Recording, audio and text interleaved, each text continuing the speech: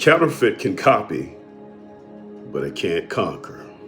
Nah, let's go Bible. Let's get in this word. Before I give you my message, as I'm preaching and teaching, I done put the notes in the chat. I actually put them in the description. So as I'm teaching, feel free to follow along. Let's go Bible. Exodus chapter 7, verse number 9. That's all I need. Verse 9, it says, when Pharaoh says to you, perform a miracle, then say to Aaron, take your staff and throw it down before Pharaoh, and it will become a serpent. The title of my message for today is When Fake Looks Real. I'm going to say it one more time. When fake looks real. In this text, we already see that the instructions that God has given Moses and Aaron to actually perform their miracle is actually a demonstration of God's power over sorcery, because the other musicians was able to do it too. But the key thing is that Aaron's rod that turned into a serpent began to eat up the other snakes that the sorcerers were able to perform too, as it relates to the miracle too.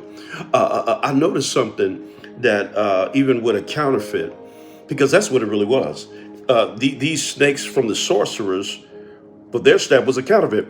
Notice that a counterfeit, it gets exposed when it is held up to the light.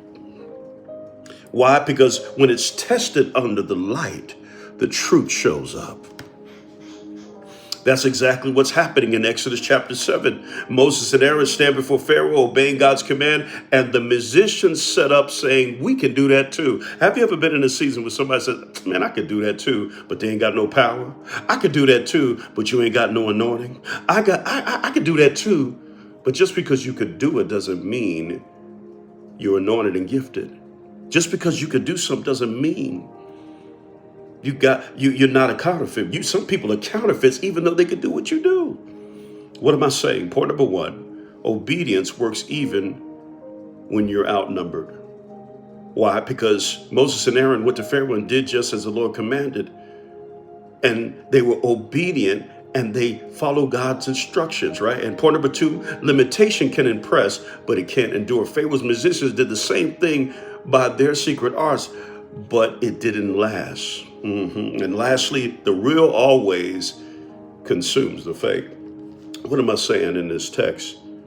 You got to be real deal Holyfield. That's what my friends used to say. Either you really or not.